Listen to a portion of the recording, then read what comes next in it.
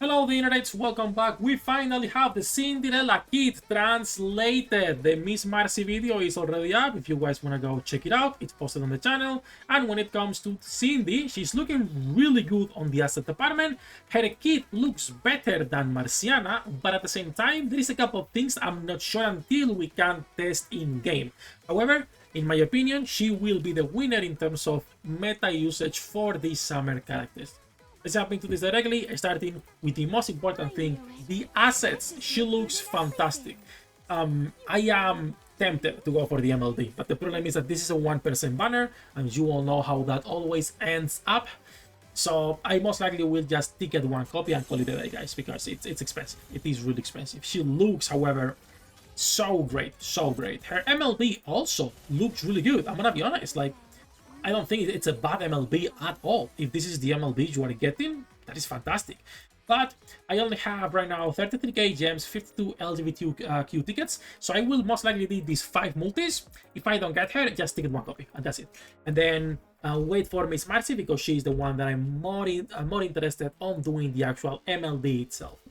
That's it for the assets. Let's jump directly into the kit itself and chat about that. Attacker with 3 iron machine gun. Her stats are, as usual, pretty basic for a machine gun, nothing new or interested in here.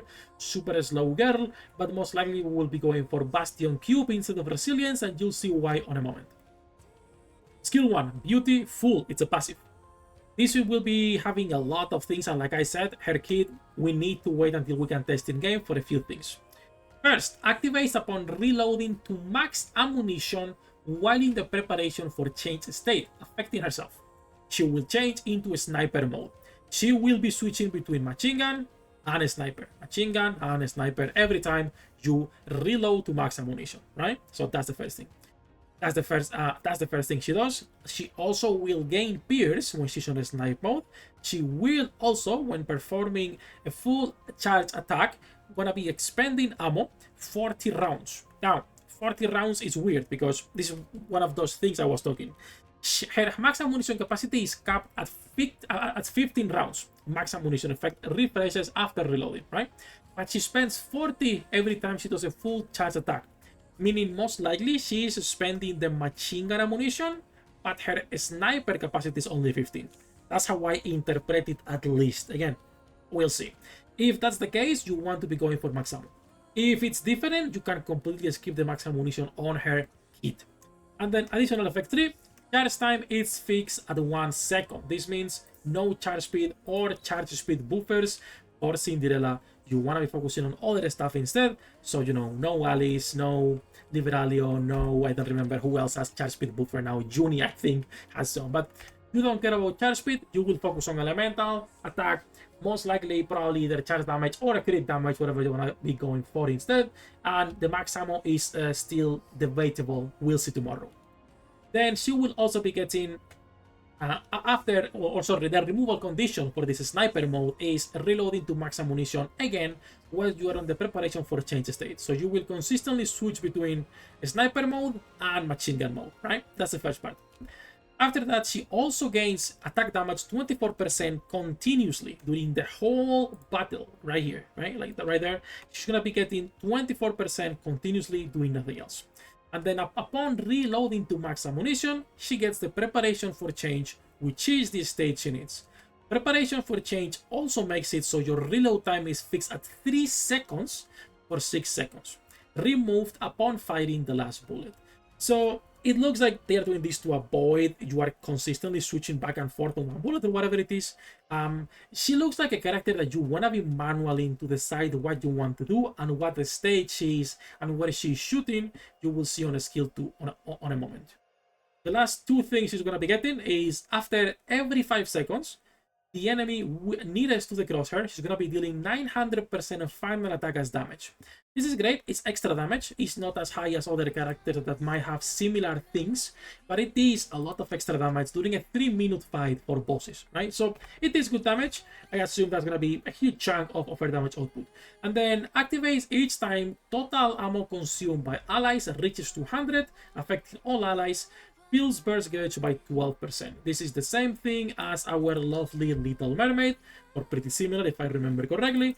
That is always just good overall for increasing the burst generation. So she will be on teams with Siren, most likely on teams with Velvet, for example, could be also a great buffer for her. Characters that can take advantage of this, right? My god, Cindy, you look fine. That's for a skill 1, a pretty lengthy skill 1. I don't think it's super complicated. The only interesting thing here is this max ammo capacity being 15 while consuming 40 every single time, right? So that's like the only incognito for skill 1. Then we can go into skill 2, mode swap. A few things in here as well to go through. First, at the start of the battle and when she uses her burst skill, she creates a decoy. So she is, just like base Cindy, gonna be creating a decoy that scales with max HP. By the way, base Cindy is also really pretty, honestly.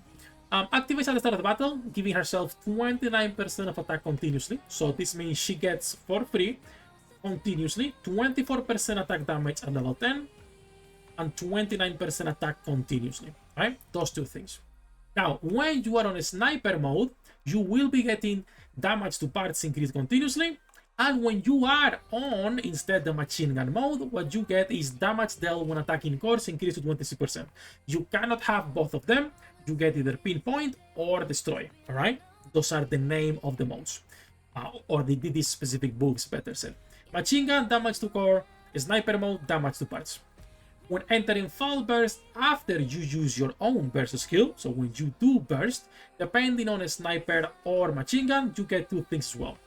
So, if you are on a sniper mode, to all enemies, including parts, that's going to be really good damage.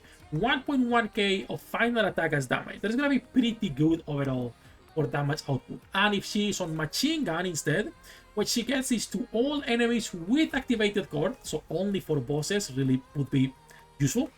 Going to be dealing 800% instead of final attack as core strike damage. Now, we cannot click here. I assume core strike damage, it's simply, you know, dealing damage at like the extra damage, like 250 or whatever it is extra. We'll see. We cannot click yet. So that is the second incognito for strike damage. And then lastly, Hell Burst, the most simple part of her kit. Glass Sleeper's full contact W, 40-second cooldown. She's gonna be giving herself 92% of attack damage, 65% of attack, and the enemy with the highest final attack, 6,000% of final attack as burst skill damage. Her kit is the one that in my opinion is looking the best in terms of damage output. I am not sure, however, if she will be able to compete with some of the iron characters we have, or simply if she will be able to compete with Rapid Red, since that is the best iron DPS. But if we're talking pure iron, I do think she can compete with Raven.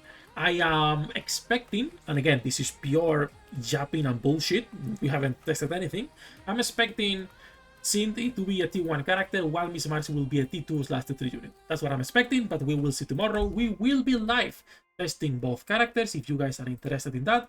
Links in the description for everything. As usual, we are live almost every single day, right? So you guys can come by, say hello later. Any questions you guys may have, feel free to leave a comment down below. Good luck with your pool, the rates, and I'll see you on the next one.